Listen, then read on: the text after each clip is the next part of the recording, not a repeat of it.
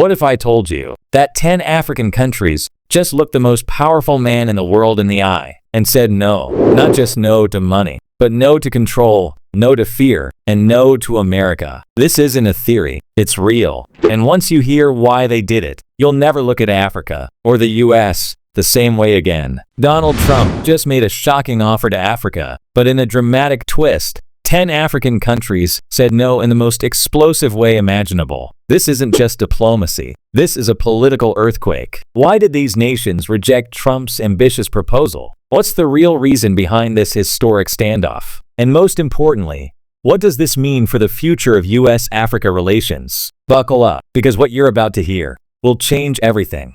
The offer from Trump's administration was supposed to be a game changer. Billions in aid, military support, and exclusive trade deals. In this countdown, we reveal all 10 countries and the real reasons behind their bold rejections. And trust me, number 7 will leave you speechless. Some of these nations just made the riskiest move in their entire history. Why? Because saying no to Trump could mean economic warfare, sanctions, or even military retaliation. But they did it anyway. Here's why. Number 10. Ghana. We don't need your strings attached. In recent years, Ghana has risen as a symbol of African pride and independence, refusing to bow to foreign pressure, no matter how tempting the offer. When Trump's team offered Ghana a staggering $500 million in military aid, it came with hidden strings. Ghana was expected to sever ties with China and, even worse, hand over control of strategic ports to the US military. This wasn't about support. It was about control. Ghana's reply?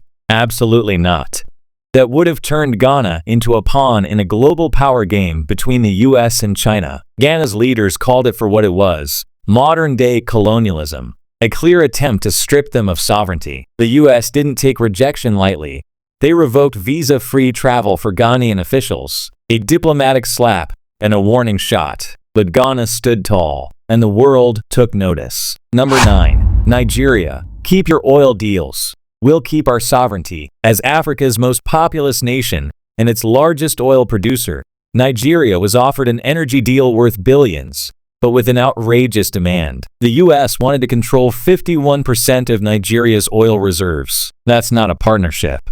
That's economic domination. Nigeria's fiery response: over our dead bodies. Instead of accepting vague promises of roads and bridges, Nigeria chose to walk away and turn to Russia for fairer terms. The result?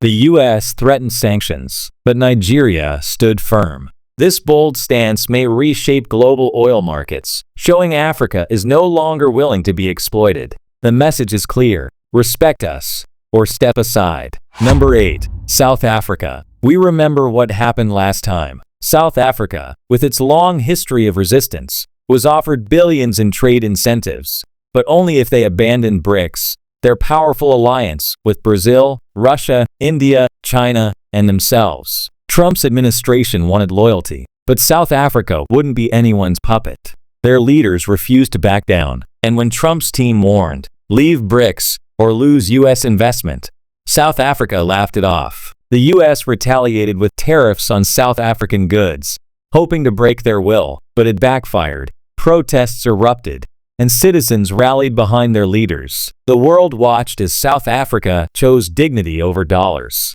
Number 7. Ethiopia.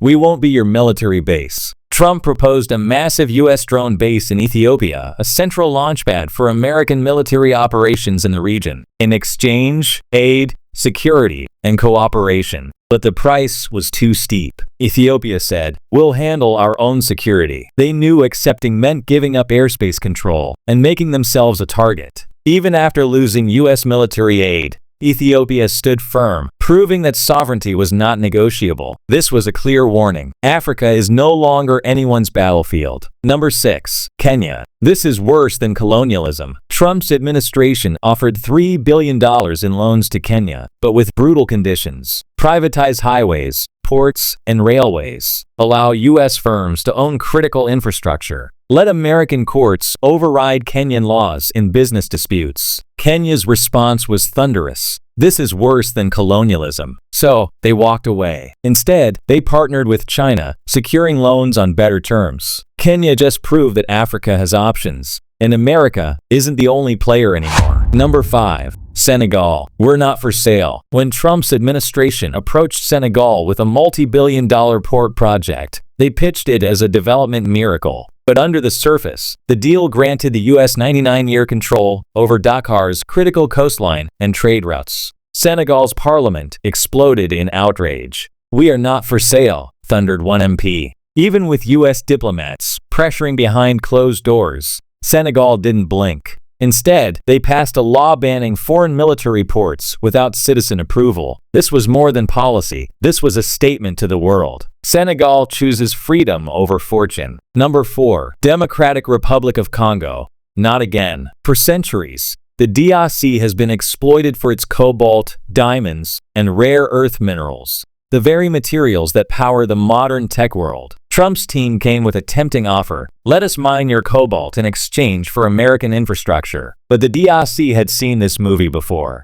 Deals that made outsiders rich while locals stayed poor. This time, they said no. Instead of handing over rights to U.S. mining giants, Congo created a state-run consortium, ensuring that profits stay home. In one historic press conference, the president declared, "Our minerals will not be your empire's fuel." The backlash was immediate. U.S. companies pulled out, and threats of blacklisting followed. But the people of Congo cheered. Finally, their voice was heard. Number 3. Tanzania. We build our future. When Tanzania discovered massive natural gas reserves, the U.S. came knocking fast, offering tech, pipelines, and even military security. But in return, Trump's negotiators demanded control over the gas exports and a say in how revenues were spent. Tanzania's response? This gas is for our children's future, not for foreign powers to steal. Instead, Tanzania turned to regional allies and began building local infrastructure with African partners. The deal they refused could have made their elite rich overnight.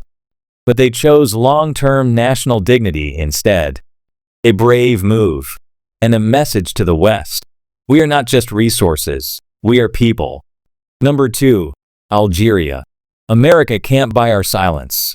With its vast oil fields and strategic location, Algeria was approached by Trump's diplomats with one demand: stop supporting Palestinian resistance in exchange for U.S. backing in trade and arms. Algeria didn't hesitate. They rejected the offer outright, calling it blackmail masked as diplomacy. Trump's team warned of economic isolation, but Algeria's leaders fired back. "We fought colonizers before.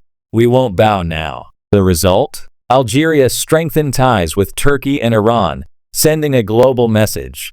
Some principles can't be bought. Number 1. Libya. Not again, America. Libya's rejection wasn't just political, it was deeply personal. After the U.S.-led intervention in 2011, Libya has never fully recovered. And now, Trump offered to help rebuild Libya with a catch. The U.S. would oversee reconstruction funds, control oil exports, and gain exclusive rights to military bases in the region. Libya's interim leaders responded with fury. One official shouted, "You destroyed our nation once. We won't let you do it again." Libya's defiance echoes through the continent. No longer a playground for foreign powers, Africa is rising, louder, prouder, and unbreakable. 10 countries. 10 bold rejections. One powerful message: we will not be bullied. We will not be bought. And we will never bow.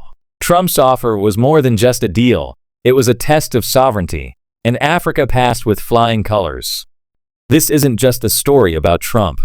This is the story of a continent reclaiming its voice, its power, and its future. And the world? It's starting to listen.